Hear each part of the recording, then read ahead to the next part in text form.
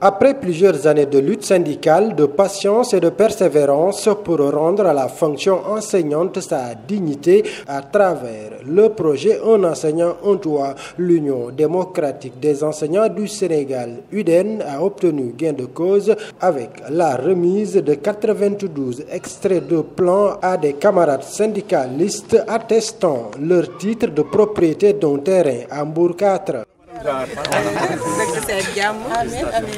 Ériger la cité des enseignants ici à Mbour 4. Ériger la cité des enseignants ici à Mbour 4. Selon Seydouane, ancien secrétaire général de l'UDEN de la ville de Thiès, c'est à l'issue d'un combat très dur et très mouvementé qu'ils ont réussi à décrocher ces terrains. Et ce combat-là, il a commencé depuis les temps immémoriaux. Bien avant nous, nous sommes venus, nous nous sommes insérés et nous avons suivi le combat. Et dans les années 2003, le combat a été dur, très dur. Il y avait 13 syndicats sur le terrain. Ces 13 syndicats se sont bien battus, ont obligé le gouvernement à venir autour de la table de négociation. C'est à la suite, en tout cas, de ces négociations-là que nous avons obtenu c'était 500 parcelles. C'est par la suite que les choses ont progressé jusqu'à 625 parcelles. Et les 625 parcelles, ce n'était pas évident, parce que dans le cadre de la revalorisation de la fonction enseignante, le gouvernement n'était pas prêt à rehausser l'indemnité de logement. Il a dit qu'à la place, je vais vous donner des parcelles. Le syndicalisme, c'est ça aussi. Quand on discute, on ne fait pas la politique du tout ou du rien. Tout ce qui est bon, tout ce qui est favorable, on prend et on continue le combat. C'est ça que nos camarades, les Castro et autres, ont compris. Ils ont pris les parcelles et la lutte jusqu'à présent se poursuit avec les camarades Abdrahmane Gueye. Depuis 2003, beaucoup d'eau, comme on dit, a coulé sous les ponts. Et les syndicats n'ont jamais arrêté de se battre pour l'acquisition réelle de ces parcelles-là. Le site initial n'était pas là. Okay. C'était au niveau de la ZAC. Okay. C'est au niveau de la ZAC qu'on devait nous installer. Okay. Bon, je ne peux pas revenir en tout cas sur les détails. Comment nous avons perdu en tout cas la ZAC. De spoliation. C'est ça, c'est ça. Parce que nous sommes des enseignants. On nous donne gratuitement les parcelles. Le gouvernement avait besoin de l'argent. Ils ont trouvé des acquéreurs prêts à débourser des millions, des milliards. Ils leur ont donné, ils ont dit que les enseignants, on va leur chercher ailleurs.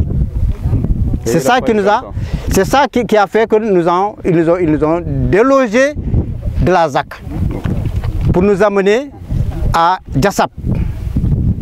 À Diassap, vers là où il y a le marché de, où ils sont en train de construire le marché de poissons. Ils nous ont mis là-bas pendant un certain temps. Et le prétexte qu'ils ont donné pour nous déloger de Diassap, c'est qu'ils ont dit que le site, l'assiette est un peu faible par rapport aux besoins du syndicat. Ils ont dit que là-bas, ils n'ont que 10 hectares, alors qu'il faut au moins 15 hectares pour le syndicat. Voilà pourquoi ils nous ont délogés. Ils ont dit, puisqu'ils peuvent mettre là-bas le marché de poissons, ils ont mis le marché de poissons. Et ils ont voulu nous amener à Khinin, derrière Pout.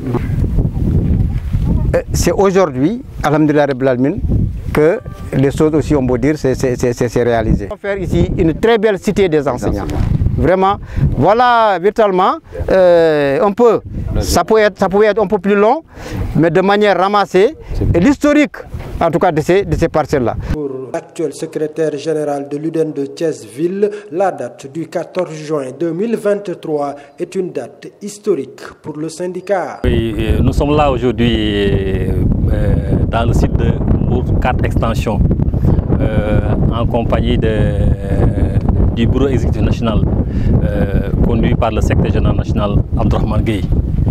Et nous sommes là pour la remise des extraits de plans après avoir remis, n'est-ce pas, les attestations et les visites de site par rapport aux camarades bénéficiaires.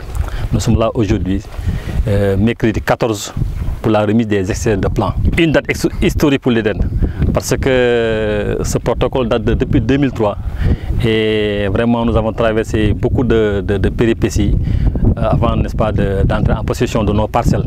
Mais Dieu merci, le gouvernement a tenu ses promesses en nous octroyant le site de Mbour 4. Je rappelle, c'était du temps de l'intersyndicale d'alors. Aujourd'hui, de 2003 jusqu'à 2023, je pense que c'est une bonne vingtaine d'années. Et Dieu merci, nous sommes en possession aujourd'hui de nos parcelles ici. Combien de parcelles? C'est 625 parcelles. Mais l'UDEN en a 92 parcelles. Okay. 92 parcelles. Pour le secrétaire général national venu spécialement à Thiès pour la remise des titres de propriété, cette cérémonie est la consécration d'une longue lutte, mais surtout d'un idéal syndical. C'est dire que ce que nous avons obtenu, c'est adossé à un idéal syndical de l'UDEN. Nous sommes partis au 3e congrès d'une étude selon laquelle, si vous comparez l'enseignant que nous sommes aux autres fonctionnaires qui évoluent dans d'autres secteurs, nous sommes sous-payés en activité. Mais quand nous partons à la retraite, nous faisons partie des fonctionnaires les mieux payés. Et c'est à partir de ça que l'UDEN a mis en branle un certain nombre de projets, entre autres la coopérative. Et cette coopérative, nous pouvons nous glorifier que nous sommes la seule en Afrique de l'Ouest à avoir érigé et bâti 4 cités habitées par les enseignants. C'est la cité Kandjalan de Ziguinchor, c'est la cité Mbabagissé de Kounoun, c'est la cité Mbour 1, c'est la cité Mbour 2. Mais on ne s'est pas arrêté à ça. Sous la houlette de feu Iba Ndiaye Diadji, paix à son âme, un grand moucher, il fut le secrétaire général du Sud-Est, nous avions déposé une requête sur la table du président d'antan, Maître Abdoulaye Wade, qui avait accédé à cette requête et nous avait attribué des terrains via les actes. Je crois que Thiès a trop attendu, que de péripéties, que d'obstacles. Mais, alhamdoulilah, aujourd'hui, nous avons pu retrouver nos terrains. Et nous les avons retrouvés dans une zone convoitée. Mbour 4 est une zone quand même convoitée.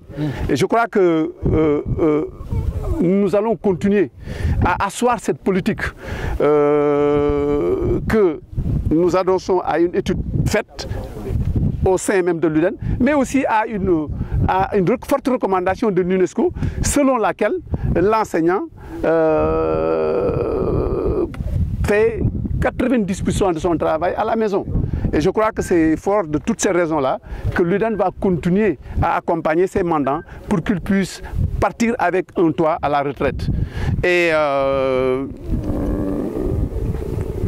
très sincèrement, c'est une fierté pour moi, c'est un plaisir que de venir à Thiès. Je crois que Thiès a été quand même un bastion de l'UDEN. Et Thiès reste un bastion de l'UDEN. Les camarades qui ont débuté le combat et qui malheureusement ont été emportés par la volonté divine n'ont pas été oubliés lors de cette cérémonie sobre de remise d'attestation de titres de propriété. Malheureusement, le nombre que nous étions au départ n'est pas ce nombre-là qui est venu aujourd'hui ici, retirer en tout cas les extraits. Même si les extraits sont là, on aurait souhaité que les ayants droit réels puissent véritablement prendre leur parcelle de leur propre main. Mais Dieu ne l'a pas voulu ainsi. Il y en a qui étaient avec nous au départ. Nous avons perdu au moins 7 camarades. Nous prions Dieu de les accueillir dans le milieu de leur paradis, de son paradis. Et pour cela, je crois qu'avec votre autorisation, mon camarade secrétaire général, je voudrais qu'on fasse une minute de prière. Vous me permettrez de présenter nos condoléances suite au décès du camarade Sidi Ndiaye avec qui nous partagions le terrain syndical. Un grand monsieur qui a apporté sa contribution et nous avons appris ce matin qu'il nous a quittés. Qu'Allah l'accueille dans son paradis céleste. Le secrétaire général national de l'UDEN a tenu à rappeler que l'Union démocratique des enseignants du Sénégal, UDEN, a toujours été et reste un syndicat responsable qui sait faire la part des choses en ces périodes de crise politique. Par rapport au contexte sociopolitique, mais l'UDEN, je le dis, c'est un idéal syndical. Notre raison d'être, c'est l'école. Et nous le disons à haute et intelligible voix. Nous faisons la part des choses entre la politique et le syndicat. Dans nos dispositifs réglementaires, chacun est libre d'appartenir à son parti. Mais quand vous êtes membre du bureau exécutif national, vous ne pouvez pas appartenir à un cabinet. Quand vous êtes secrétaire général, vous ne pouvez pas être dans un cabinet. Quand vous êtes secrétaire général, vous ne pouvez pas être ministre. Et c'est pourquoi Mamadou Mendoza, quand il a voulu être ministre, il avait démissionné pour laisser la place à Castro. Pour nous, ceux-là qui veulent faire la politique, je crois qu'ils ont la latitude, ils ont la liberté, mais qu'on n'utilise pas l'école pour asseoir sa politique.